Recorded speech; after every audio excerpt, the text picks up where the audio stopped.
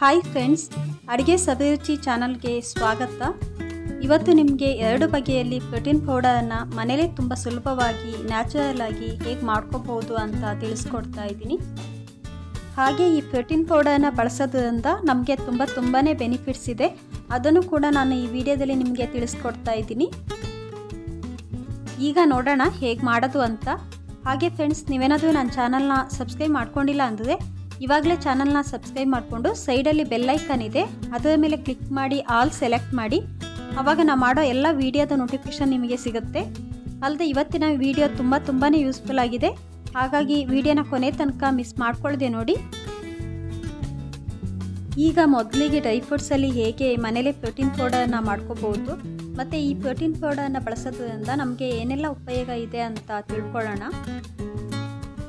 ಈಗ ಒಂದು frying ಪ್ಯಾನ್ನ stove ಮೇಲೆ ಕಾಯಕ್ಕಿಟ್ಟು ಇದಕ್ಕೆ 1/2 ಕಪ್ನಷ್ಟು ಅಂದರೆ ಒಂದು 4 ಟೇಬಲ್ ಸ್ಪೂನಷ್ಟು ಕಡಲೆಬೀಜ ಹಾಕ್ಕೊಂಡು ಇದನ್ನು ಆದಷ್ಟು ಕಂಪ್ಲೀಟ್ ಲೋ ಫ್ಲೇಮ್ನಲ್ಲಿ ನಿಧಾನಕ್ಕೆ ರೋಸ್ಟ್ ಮಾಡ್ಕೋಬೇಕು. ಒಂದೇ ಸತಿ ಕಾಯಿಸೋದಕ್ಕೆ ಹೋಗಬೇಡಿ, ಸೀದೋಗ್ಬಿಡುತ್ತೆ. ಒಂದು 2-3 ಮಿನಿಟ್ಸು ಇದನ್ನು ನಿಧಾನಕ್ಕೆ ರೋಸ್ಟ್ ಮಾಡ್ಕೊಳ್ಳಿ. ಪ್ರೋಟೀನ್ ಪೌಡರ್ ಹೆಲ್ತಿಗೆ ತುಂಬಾ ಒಳ್ಳೆಯದು. 1 ಟೇಬಲ್ ಸ್ಪೂನಷ್ಟು ಪ್ರೋಟೀನ್ ಪೌಡರನ್ನು ಬಿಸಿ ಹಾಲು ಅಥವಾ ಬಿಸಿನೀರಿಗೆ ಹಾಕ್ಕೊಂಡು ಚೆನ್ನಾಗಿ ಮಿಕ್ಸ್ ಮಾಡಿ ಇದನ್ನು ನೀವು ಚಿಕ್ಕದಿಂದ ಹಿಡಿದು ದೊಡ್ಡದ ತನಕ ಯಾರು ಬೇಕಾದರೂ ಕುಡಿಬಹುದು. ಈಗ ನಿಮಗಿಲ್ಲಿ ಕಾಣಿಸ್ಬೋದು ಕಡಲೆ ಬೀಜದ ಸಿಪ್ಪೆ ನೋಡಿ ನೀಟಾಗಿ ಬಿಡ್ತಾ ಇದೆ. ಇದು ಚೆನ್ನಾಗಿ ರೋಸ್ಟ್ ಆಗಿದೆ. ಇದನ್ನು ನಾನು ಒಂದು ಬೌಲ್ಗೆ ಹಾಕ್ತಾ ಇದ್ದೀನಿ. ಫ್ರೈಯಿಂಗ್ ಪ್ಯಾನ್ಗೆ 1/2 ಕಪ್ನಷ್ಟು ಬಾದಾಮಿ, 1/4 ಕಪ್ನಷ್ಟು ವಾಲ್ನಟ್ ಹಾಕ್ಕೊಂಡು ಇದನ್ನು ನಿಧಾನಕ್ಕೆ ಲೋ ಫ್ಲೇಮ್ನಲ್ಲಿ ರೋಸ್ಟ್ ಮಾಡ್ಕೋಬೇಕು. ಈ ಪ್ರೋಟೀನ್ ಪೌಡರ್ನ ನಾವು ಡೈಲಿ ಹಾಲಿಗೆ ಹಾಕಿ ಕುಡಿಯೋದ್ರಿಂದ ನಮ್ಮ ಸ್ಕಿನ್ನು ತುಂಬ ಚೆನ್ನಾಗಾಗುತ್ತೆ, ಅಂದರೆ ಗ್ಲೋ ಆಗುತ್ತೆ. ಅಲ್ಲದೆ ಇದು ಕೂದಲನ್ನು ಹೆಲ್ದಿಯಾಗಿಡೋದಕ್ಕೆ ಮತ್ತು ಬೋನ್ ಸ್ಟ್ರಾಂಗ್ ಆಗೋದಕ್ಕೂ ಕೂಡ ನಮಗೆ ತುಂಬಾ ಸಹಾಯ ಮಾಡುತ್ತೆ. ಚೆನ್ನಾಗಿ ರೋಸ್ಟ್ ಆಗಿದೆ. ಇದನ್ನು ಬೌಲಿಗೆ ಹಾಕೋಣ.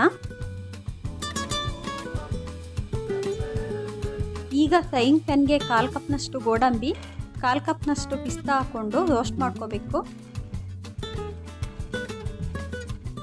ಈ ಪ್ರೋಟೀನ್ ಪೌಡರ್ನ ಮಕ್ಕಳಿಗೆ ಹಾಲಿಗೆ ಹಾಕಿ ಕೊಡೋದ್ರಿಂದ ಮಕ್ಕಳು ಒಂದು ಹೆಲ್ದಿಯಾದ ವೆಯ್ಟ್ನ ಹೊಂದೋದಕ್ಕೆ ಸಾಧ್ಯ ಆಗುತ್ತೆ.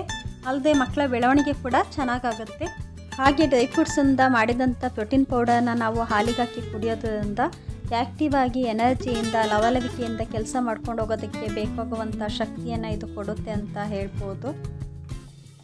ಈಗ ಇದು ಚೆನ್ನಾಗಿ ಫ್ರೈ ಆಗಿದೆ. ಇದನ್ನು ಬೌಲಿಗೆ ಹಾಕೋಣ.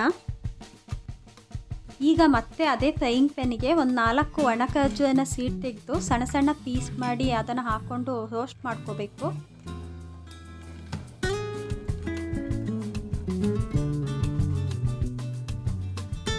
ಇದು ಚೆನ್ನಾಗಿ ರೋಸ್ಟ್ ಆಗಿದೆ. ಬೌಲಿಗೆ ಹಾಕ್ತಾ ಇದ್ದೀನಿ. ಈಗ ರೋಸ್ಟ್ ಮಾಡಿದ ಡ್ರೈ ಫ್ರೂಟ್ಸ್ನ ಚೆನ್ನಾಗಿ ಮಿಕ್ಸ್ ಮಾಡಿಕೊಂಡು ಇದನ್ನು ಒಂದು 2 ಗಂಟೆ ಕಂಪ್ಲೀಟಾಗಿ ತಣ್ಣಗಾಗಲಿಕ್ಕೆ ಬಿಡಬೇಕು. ಇದೀಗ ಕಂಪ್ಲೀಟಾಗಿ ತಣ್ಣಗಾಗಿದೆ. ಮಿಕ್ಸಿ ಜಾರಿಗೆ ಹಾಕ್ಕೊಂಡು ನಾನು ಇದನ್ನು ಪುಡಿ ಮಾಡ್ಕೊತಾ ಇದ್ದೀನಿ.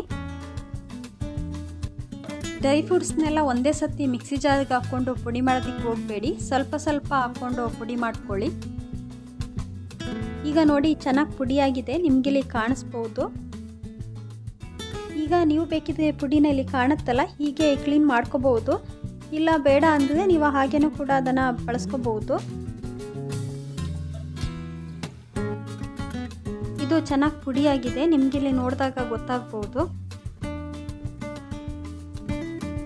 ಈ ಪ್ರೋಟೀನ್ ಪುಡಿನ ಇಲ್ಲಿ ಕಾಣುತ್ತಲ್ಲ ಹೀಗೆ ಗಾಳಿ ಆಡದ ಡಬ್ಬಕ್ಕೆ ಹಾಕ್ಕೊಂಡು 15 ಡೇಸ್ ಅಥವಾ 1 ಮಂತ್ ನೀವು ಇದನ್ನು ಸ್ಟೋರ್ ಮಾಡಿ ಇಟ್ಕೋಬಹುದು.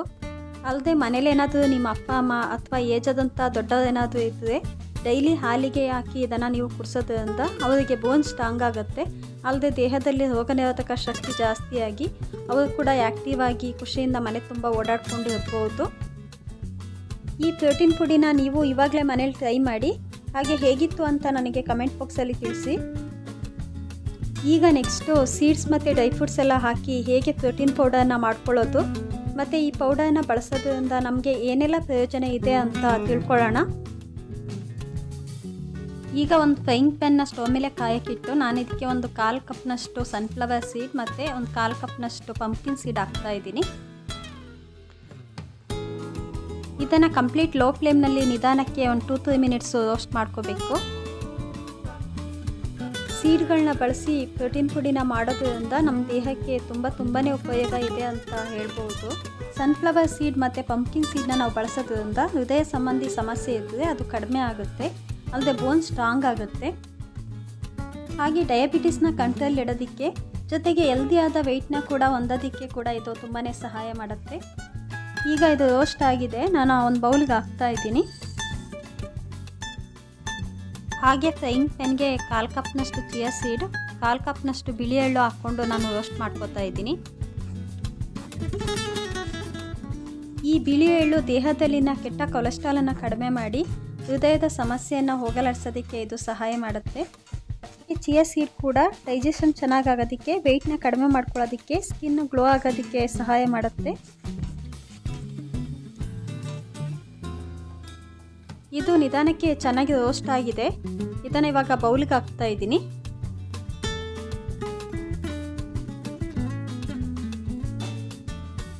ಈಗ ಫ್ರೈಯಿಂಗ್ ಪ್ಯಾನ್ಗೆ ನಾನೊಂದು 1/4 ಕಪ್ನಷ್ಟು ಫ್ಲ್ಯಾಕ್ಸ್ ಸೀಡ್ ಹಾಕ್ತಾ ಇದ್ದೀನಿ. ಇದನ್ನು ಕೂಡ ಲೋ ಫ್ಲೇಮ್ನಲ್ಲಿ ಒಂದು 2-3 ಮಿನಿಟ್ಸ್ ರೋಸ್ಟ್ ಮಾಡ್ಕೋಬೇಕು. ಇದನ್ನು ನಿಮಗೆಲ್ಲ ಗೊತ್ತಿರೋ ಹಾಗೆ ಅಗಸೆ ಬೀಜ ಅಂತ ಹೇಳ್ತೀವಿ.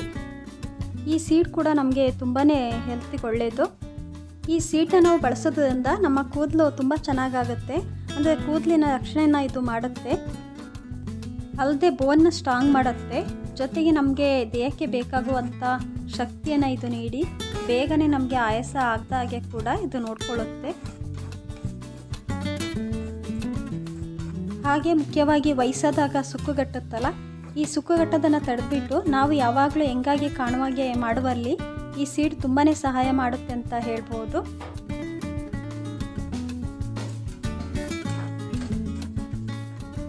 ರೋಸ್ಟ್ ಆದಂಥ ಸೀಡ್ನ ಈಗ ಬೌಲಿಗೆ ಹಾಕ್ತಾ ಇದ್ದೀನಿ.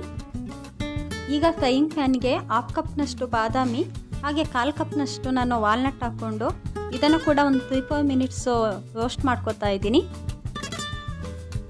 ಹಾಗೆ ಡ್ರೈ ಫ್ರೂಟ್ಸ್ ಕೂಡ ನಾನು ಮುಂಚೆನೇ ಹೇಳ್ದಾಗೆ ಸ್ಕಿನ್ನು ಕೂದಲಿಗೆ, ಬೋನ್ ಸ್ಟ್ರಾಂಗ್ ಆಗೋದಕ್ಕೆ, ಅಲ್ಲದೆ ದೇಹಕ್ಕೆ ಬೇಕಾದ ಶಕ್ತಿಯನ್ನು ತುಂಬೋದಕ್ಕೆ ಇದು ಸಹಾಯ ಮಾಡುತ್ತೆ ಅಂತ ಹೇಳ್ಬೋದು. ನೀವು ಯಾವಾಗಲೂ ಹೆಲ್ದಿಯಾಗಿ, ಹೆಂಗಾಗಿ, ಎನರ್ಜೆಟಿಕ್ ಆಗಿ ಓಡಾಡ್ಕೊಂಡು ಇರಬೇಕಂದ್ರೆ ನೀವು ಅಂಗಡಿಯಿಂದ ತಂದಂಥ ಆರ್ಟಿಫಿಷಿಯಲ್ ಪ್ರೋಟೀನ್ ಪೌಡರನ್ನು ಬಳಸೋದಕ್ಕೆ ಹೋಗಬೇಡಿ. ಮನೇಲೇ ನೀವೇ ಮಾಡಿದಂಥ, ನ್ಯಾಚುರಲ್ ಆಗಿ ಮಾಡಿದಂಥ ಹೋಮ್ ಮೇಡ್ ಪ್ರೋಟೀನ್ ಪೌಡರನ್ನೇ ಬಳಸಿ. ರೋಸ್ಟ್ ಆಗಿದೆ, ಇದನ್ನು ಬೌಲಿಗೆ ಹಾಕ್ತಾ ಇದ್ದೀನಿ. ಈಗ ಫ್ರೈಯಿಂಗ್ ಪ್ಯಾನ್ಗೆ 1/4 ಕಪ್ನಷ್ಟು ಗೋಡಂಬಿ ಹಾಕ್ಕೊಂಡು ರೋಸ್ಟ್ ಮಾಡ್ಕೋಬೇಕು.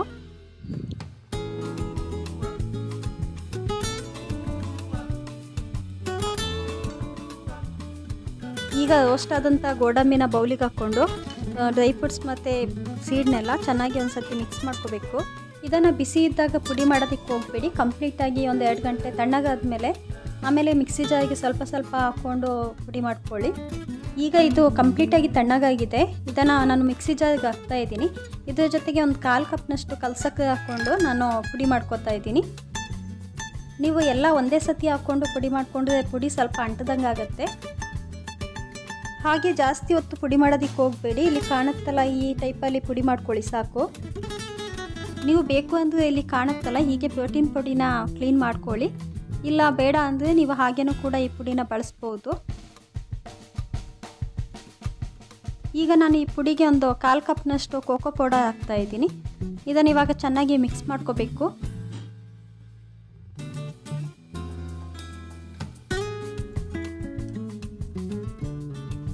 ನಿಮಗೆ ಗೊತ್ತಾಗ್ಬೋದು, ಇದು ನೋಡಿ ಚೆನ್ನಾಗಿ ಮಿಕ್ಸ್ ಆಗಿದೆ. ಇದನ್ನು ನಾನು ಡಬ್ಬಕ್ಕೆ ಹಾಕ್ತಾ ಇದ್ದೀನಿ. ನೀವು ಇದನ್ನು ಗಾಳಿ ಆಡೋದ ಡಬ್ಬಕ್ಕೆ ಹಾಕ್ಕೊಂಡು 1 ತಿಂಗಳ ತನಕ ಸ್ಟೋರ್ ಮಾಡಿಟ್ಕೋಬೋದು.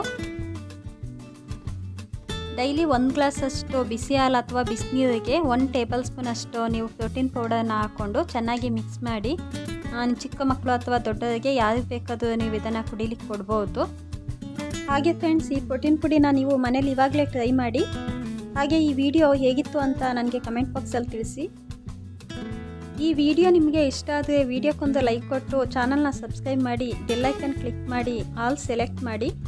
ಆವಾಗ ನಾನು ಮಾಡೋ ಎಲ್ಲ ವಿಡಿಯೋದ ನೋಟಿಫಿಕೇಷನ್ ನಿಮಗೆ ಸಿಗುತ್ತೆ. ಹಾಗೆ ಈ ವಿಡಿಯೋನ ನಿಮ್ಮ ಫ್ರೆಂಡ್ಸ್ಗಳಿಗೆ, ಫ್ಯಾಮಿಲಿ ಮೆಂಬರ್ಸ್ಗೆ ಶೇರ್ ಮಾಡಿ. ಮತ್ತೆ ಮುಂದಿನ ವಿಡಿಯೋದಲ್ಲಿ ಸಿಗೋಣ. ಬಾಯ್.